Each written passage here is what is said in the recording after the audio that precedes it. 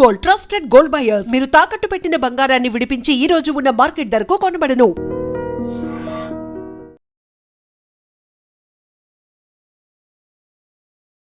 నమస్తే, welcome to I dream. నా పేరు వలి. ప్రస్తుతం నాతో పాటు స్టూడియోలో ఉన్నారు family counsellor, public speaker Rajani Rama garu. మేడంతో మాట్లాడదాం. మేడం నమస్తే. మేడం, వైష్ణవి హత్య కేసు రాష్ట్ర వ్యాప్తంగా ఎంత సంచలనమైందో మనం చూసాం. నిజంగా వాళ్ళ కుటుంబ సభ్యులు బాధపడుతూ ఉన్నారు. సమాధి దగ్గరికి వెళ్ళి రోధిస్తున్నటువంటి దృశ్యాలు కూడా మనం చూస్తున్నాం. ఇప్పుడు ఆ హంతకుడు ఎవరైతే ఉన్నారో వైష్ణవి భర్త హరిబాబు జైల్లో ఒక డ్రామా స్టార్ట్ చేసినట్టుగా సమాచారం వస్తుంది. నాకు వైష్ణవి గుర్తొస్తూ ఉంది, వైష్ణవి లేని బతుకు నాకెందుకు, నేను కూడా చచ్చిపోతాను, నన్ను చంపేయండి, లేదంటే మీరు ఇప్పుడు ఉరి తీసేయండి అని చెప్పి హంగామా చేస్తున్నట్టుగా సమాచారం వస్తుంది. మొన్న ఆయనకి ఆరోగ్యం బాగాలేనప్పుడు ఆసుపత్రిలో కూడా ఇదే విధంగా వైద్యులకి సహాయ నిరాకరణ చేశాడు, నాకేం ట్రీట్మెంట్ వద్దు, నేను చచ్చిపోతా, ఇలాంటి డ్రామాలు ప్లే చేస్తూ ఉన్నాడు.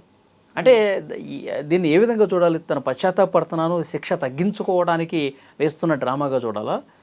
మీకు ఎలా అర్థమైంది? ఇప్పటికిప్పుడు పశ్చాత్తాపడితే ఆయనకి శిక్ష ఏం తగ్గించరు. నేనే చంపాను అని చెప్పిన శిక్ష ఏం తగ్గించరు. నువ్వు మామూలుగా చంపలేదు, లేకపోతే ఊరికనే చంపలేదు, ఒక పని కట్టుకుని కక్ష కట్టి ఒక చిన్న అమ్మాయిని నిండు జీవితాన్ని బలి తీసుకున్నావు. అదే హర్ష రాణా అనే అబ్బాయికే 13 సంవత్సరాలు బెడ్లో ఆయన పాపం తీసుకుని మెర్సిక్కిల్ కోసం సుప్రీంకోర్టు గడపకి వెళ్ళి నానా అవస్థలు పడితే తల్లిదండ్రులు దానికి మల్లగుల్లాలు పడి చివరికి తీర్పు ఇచ్చి అబ్బాయికి మెర్సిక్కిల్ ఇచ్చారు. అది గౌరవనీయమైనటువంటి మరణాన్ని ప్రసాదించారు. ఇలాంటి వాళ్ళకి ఇస్తారా? నన్ను చంపేయండి అది ఇది అని అంటే చేసేస్తారా వాళ్ళు? అంటే వీళ్ళు అంత ఏమంటారంటే సిల్లీగా అనమాట, అవహేళనగా ఒక సమాజం యొక్క విలువ, సమాజంలో ఉన్న ఈ దేని విలువ కూడా వీళ్ళకి తెలియకుండా ఇలా తయారయ్యారనమాట వీళ్ళు.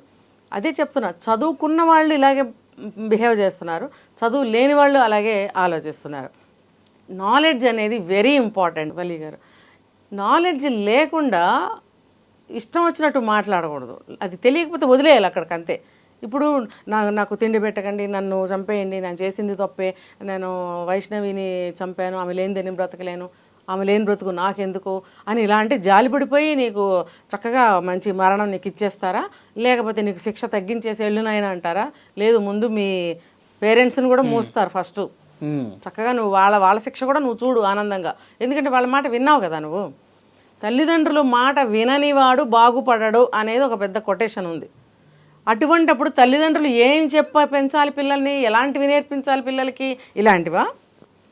ఇలాంటి మాటలు విన్నందుకు వాడి బ్రతుకు అధోగతి అయిపోయింది. ఇప్పుడు దీంతోపాటు వాళ్ళ బ్రతుకు అంతే అవుతుంది. ఇప్పుడు ఎవరు బయట ఉండడానికి అర్హత లేదు వాళ్ళకి, మొత్తం అందరూ కూడా జైల్లోనే ఉంటారు. వాళ్ళకి అసలు ఇంకా బయట ప్రపంచానికి సంబంధం లేని విధంగా వాళ్ళకి శిక్షలు ఉంటాయి. ఎవరిని కలవనివ్వరు. ఏదో మా చుట్టాలు వచ్చారండి, నెలకు ఒకసారి విజిటర్స్ ఏదో ఉంది, అలాంటివి కూడా కుదరవు వీళ్ళకి. విజిటర్స్ కలవటానికి లేదు, చుట్టాలు రావడానికి లేదు, చికెన్ బిర్యానీలు మటన్ బిర్యానీలు పట్టుకొచ్చి అబ్బో ఇన్ని రోజుల నుంచి జైలు కూడా తినలేకపోతున్నాడు మావాడు, నాకు ప్రేమ కారిపోతుంది, మా అన్న కొడుకేను నా పిన్ని కొడుకేను అని క్యారేజీలు లేవడానికి కుదరదు. చచ్చినట్టు ఆ గెంజికూడు, జైలుకూడు, పప్పుకూడు, సాంబార్ కూడా తినాల్సిందే. వాళ్ళు అప్పుడప్పుడు ఏ గుడ్డో ఏదో వేస్తారు, అది తిని బ్రతుకు, అంతే. నీకు బయట ప్రపంచంతో సంబంధాలు ఉండవు. పాత కాలంలో అండమాన్ తీసుకెళ్ళి అక్కడ వేసేవారు, అదొక పెద్ద పెద్ద కందకాల్లాగా ఉండేవి అన్నట్టు. పైన గాలి వెలుతురు కోసం హౌల్స్ ఉంటాయి, ఆ లోపల ఏం ఉండదు, ఇంకా ఆ చిరు వెలుగులో అలా కళ్ళు ఇలా చేసుకుని బ్రతకాల్సిందే. అండమాన్ జైల్స్. ఇలాంటి వాళ్ళు ఇలాంటి నేరాలు చేస్తే అలాంటి దాంట్లోనే వేసేవారు. ఇప్పుడు ఈ హరిబాబుని కూడా అక్కడే తీసుకెళ్ళాలంటారా? మరి ఇలాంటి వాళ్ళకి అదే చేయాలి. బయట ప్రపంచం తెలియకుండా వాళ్ళకి ఏంటంటే హింసాత్మకమైనటువంటి శిక్షలే ఉండాలి ఇలాంటి వాళ్ళకి. ఒక మనిషిని నువ్వు ఒక పోటు పొడిచావు అంటే ఆ ఒక్క పోటుకి కొన్ని వందల వేల బాధాకరమైన వైబ్స్ వచ్చి కేకలు పెట్టుంటుంది ఆ పాప. ఎంత దారుణం మేడం, కడుపుతో ఉందా, 4 నెలల కడుపుతో ఉన్నటువంటి అమ్మాయిని. అదే అంటున్నా, ఇప్పుడు ఒక అమ్మ కన్న బిడ్డని నువ్వు చంపావురా, నీ బిడ్డను కూడా చంపావు కదా. అంటే నీకు నీ బిడ్డ మీద కూడా నీకు మమకారం లేదంటే నువ్వు ఎటువంటి రాక్షసుడివి. ఆల్రెడీ ఒక అపార్షన్ చేయించావు. చిన్న శరీరం, చిన్న ప్రాణం, చిన్న వయసు అమ్మాయిది. ఆ అమ్మాయికి నువ్వు ఒక అబార్షన్ చేయించడమే కాకుండా మళ్ళీ ఇప్పుడు 5th మంత్ ప్రెగ్నెంట్ అయితే నువ్వు ఎక్కడ పడితే అక్కడ పొడుస్తావా? ఆ పోటు కడుపులో కూడా పడే ఉంటుందిగా, ఆ బిడ్డ మీద పడే ఉంటుందిగా, నీ బిడ్డే కదా అది. నేను మొన్న వాళ్ళ ఊరికి వెళ్ళినప్పుడు అక్కడ ఉన్నటువంటి వాళ్ళ బంధువులు కావచ్చు, చుట్టుపక్కల వాళ్ళు చెప్తా ఉన్నారు, ఆమె బాగా వేడుకుందంట. అంటే వీడు పోలీసుల ముందు చెప్పినట్టుగా అవును. బాగా వేడుకుంది, అసలు నేను కాళ్ళు పట్టుకుంటాను, నువ్వు అసలు నా జీవితంలో నుంచి వెళ్ళిపోదామంటే నువ్వు వెళ్ళిపో ఫ్రీగా, నేనేమి అడ్డు చెప్పను, మా ఇంట్లో వాళ్ళు కూడా నేను ఏదో ఒకటి చెప్పుకుంటాను, నన్ను మాత్రం చంపకు. ఆ కత్తి తీసుకుని పొడుస్తుంటే కడుపులో మాత్రం పడవకు అని చెప్పి కాళ్ళ మీద పడిపోయిందంట. వాళ్ళు చెప్తా ఉన్నారు ఈ మాటలన్నీ. చూడండి మరి. రీసెంట్గా ఏదో కంట్రీలో వలి గారు ఆమెకు ఏదో బ్రెయిన్ డెడ్ అవ్వడమో సమ్ కోమాలోకి ఏదో జరిగింది. జరిగితే ఆమె ప్రెగ్నెంట్, ఆల్రెడీ ప్రెగ్నెంట్ అయితే మరి ఆమె ఇంకా బ్రతకదు అనే పరిస్థితికి వచ్చినప్పుడు వైద్యులు చాలా అడ్వెంచర్ చేసి ఆమెను వెంటిలేషన్లో పెట్టి ఆమెకి జీవాన్ని ఇస్తూ 9 నెలలు ఆ బిడ్డని బ్రతికించి బిడ్డని బయటకు తీశారు తెలుసా.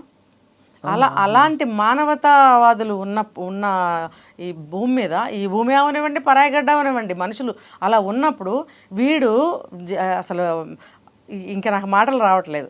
తన సొంత బిడ్డని అలా ఎందుకు పొడిచి చంపాల్సి వచ్చింది. రీసెంట్గా ఈరోజు వైష్ణవి ఒక లెటర్ రాసిందట. ఇప్పుడు ఆ లెటర్ కూడా బయటపడింది అని చెప్పారు. నాకు ఇంకా అప్డేట్ నేను చూడలేదు. అది అందులో ఏం రాసింది అనేది ఇంకా తెలియాల్సింది ఉంది. మీరు చెప్తుంటే నాకు అర్థమవుతుంది. ఈ అమ్మాయికి అసలు చాలా కాలం నుంచి ఈ అబ్బాయి అంటే ఇష్టం లేదు. చాలా కాలం అంటే పెళ్ళై 10 నెలలే అయినా పెళ్ళైన 10 రోజుల నుంచే ఈ అబ్బాయి మీద ఆ అమ్మాయికి ఒక భయం లాంటిది, అసహ్యం లాంటిది పుట్టే ఉండొచ్చు. పెళ్ళైన నెలన్నరకి అబార్షన్ చేయించాడంటే నెగిటివ్ ఫీలింగే వస్తుంది. అంతే కదా. నీ ఆరోగ్యాన్ని నేను కాపాడుతాను, మన బిడ్డ మంచిగా ఆరోగ్యంగా చూసుకుంటాను, మన బిడ్డను మంచిగా పెంచుకుందాం అని నువ్వు అనకుండా నువ్వు అప్పుడే అబార్షన్ చేయించావు 17 సంవత్సరాల పిల్లకి. మళ్ళీ ఇప్పుడు 18 ఏళ్ల పిల్లని ప్రెగ్నెంట్గా ఉంటే నీ బిడ్డను కూడా చూడకుండా పదే పదే పొడిచి గొంతు పిసికి రకరకాలుగా నీకు కావాల్సిన పద్ధతుల్లో హింస హింస హింస క్రూరంగా తయారైనాడు. ఇప్పుడు జైల్లో మాట్లాడుతున్న విధానాన్ని చూస్తే ఇది డ్రామాగానే కనిపిస్తుంది. మరి డ్రామానే అంటే తన ప్రాణము, తన బ్రతుకు, తన నొప్పి అయితే ఒకటి, ఎదుటి వాళ్ళదైతే ఇంకొకటి. వీడు ఒక అమ్మ కన్నా బిడ్డ ప్రాణం అని చూడలేదు, తన బిడ్డ కడుపులో ఉందని ఆ ప్రాణాన్ని చూడకుండా కిరాతకంగా చంపాడే. ఎవరి మాటలు విని చంపాడు? ఎవరు ప్రోద్బలం చేశారు? అన్నలైతే వాళ్ళకి పెళ్ళాలి లేరా? వాళ్ళకి సంతానం లేదా? మెయిన్ తల్లి అని చెప్తా ఉన్నారు. తల్లి అన్నలు అని అంటున్నారు. అంటే వాళ్ళు ముగ్గురు ఒక పార్టీ అయినప్పుడు ఈవిడికి ఈ అబ్బాయి కూడా ఒక బిడ్డేగా, లాస్ట్ పుట్టిన అబ్బాయే కదా. చిన్నవాడి మీద అంత ప్రతీకారం, కక్ష ఏంటి ఆ తల్లికి? అంటే ఆ తల్లికి అన్నలు ఎక్కించారా? అన్నలు ఎందుకు ఎక్కించాలి? వేరే కులం అయితే ఎందుకు? అయితే ఎవరు ఎక్కువ ఎవరు తక్కువ, అందరూ సమానమే కదా. వైష్ణవిని పెళ్లి చేసుకున్నాడు, వేరే సంబంధం ఉంది, 20 లక్షలు కట్నం వస్తుంది, ఇంకా మిగతా ఆస్తులన్నీ కలిపి 1 కోటి రూపాయలు వస్తారా నీకు, ఆమెను చంపి నువ్వు వస్తే నీకు మంచిగా వేరే పెళ్లి చేస్తానని చెప్పి ఇట్లాంటి డిస్కషన్స్ ఎక్కువ జరిగింది. అంటే ఈ అబ్బాయికి ఆ డబ్బాస్ ఉందా, లేకపోతే ఆ డబ్బంతా ఆవిడకే వస్తుందని ఆశించిందా? ఇప్పుడు ఎక్కడున్నారండి వీళ్ళు? ఇప్పుడు ప్రజెంట్ ఎవరైనా కట్న కానుకలు ఇచ్చినా కూడా చాలా వరకు ఏం చేస్తున్నారంటే అత్తమామలకి ఎవరు ఇవ్వరు, అబ్బాయికి కూడా ఇవ్వరు, ఆ అమ్మాయి పేరు మీద ఫిక్స్ చేస్తున్నారు ఏదో ఒకటి. అది వాళ్ళకి ఎలా వెళ్తుంది అసలు? అది ఏమంటారు, తెలివి తక్కువతనం, బుర్ర తక్కువతనం అనమాట. వాళ్ళకి ఆలోచన లేదు. అరే మాకెలా వస్తుందని ఆలోచన ఉండక్కర్లేదు. ప్రజెంట్ తల్లిదండ్రులు ఎవరికి ఇవ్వటం లేదు. మా కట్నం ఇస్తామని ఒప్పుకుంటే కూడా అమ్మాయి పేరు మీదే చేస్తున్నారు. ఇల్లు, భూమా, డబ్బా, నగల ఏదైనా కూడా అమ్మాయి పేరు మీదే ఫిక్స్ చేస్తున్నారు.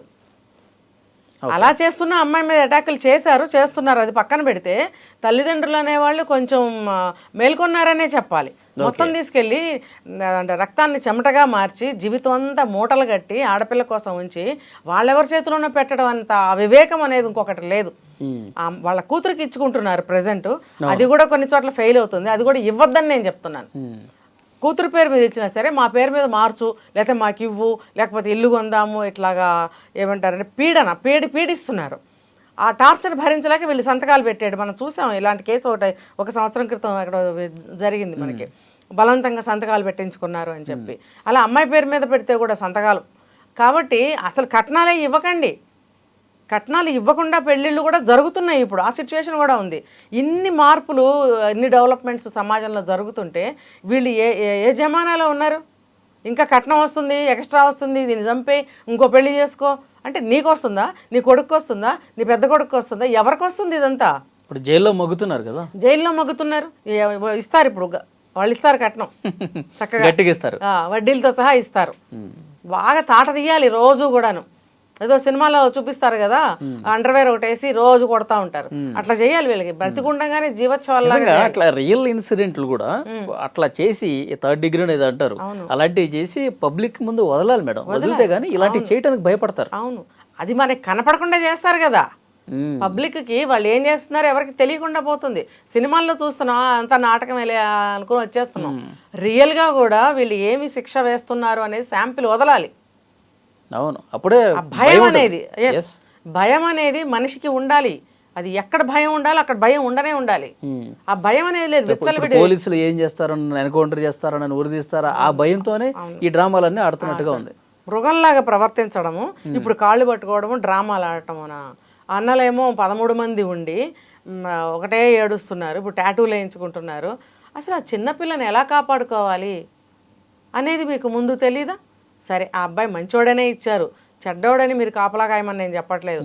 మంచోడు అయినప్పటికీ కూడా అంతమంది ఉన్నప్పుడు వస్తూ పోతూ అంతా చూసుకుంటుంటే వాడి బుద్ధి అనేది వీళ్ళకి కొంచెం అవగాహన అయ్యేది. పెళ్ళి అయిపోయింది కదా, ఎవరి పనుల్లో వాళ్ళు ఉన్నారా?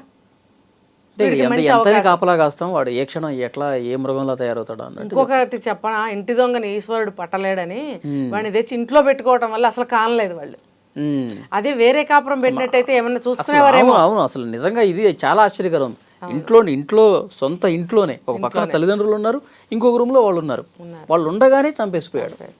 ఎదురుగుండా మళ్ళీ మాది బ్రష్ చేసుకుంటూ, అంటే బయట గొళ్ళెం పెట్టినప్పుడు వీడికి అనుమానం వచ్చింది తల్లికి. బయట బ్రష్ చేసుకునేటప్పుడు బయట గొళ్ళెం ఎందుకు పెట్టాలి? అసలు గబుక్కుని గొళ్ళెం తీసి లోపలికి వెళ్తే దొంగ అప్పుడే పట్టుబడేవాడు, వాడిని చితగ్గొట్టేవాళ్ళు, వీళ్ళే చంపేవారు వాడిని. సో డెఫినెట్గా ఇలాంటి వాళ్ళని చాలా కఠినంగా శిక్షించాల్సిన అవసరం అయితే ఉంది. చూద్దాం మేడం ఏం జరగబోతుందో. Thank you very much. నిజంగా ప్రస్తుతం ఉన్నటువంటి సమాజం దేనికి ప్రయారిటీ ఇస్తుంది? ఆర్థిక సంబంధాల చుట్టూ మాత్రమే తిరుగుతుంది. మళ్ళీ ఎన్నికలంగానే చాలా విరక్తి కలుగుతున్నాం. మంచి అనిపిస్తుంది కదా, లేడీస్ కూడా ఛాలెంజింగ్ జాబ్స్ చేసినప్పుడు చాలా బాగుంటుంది.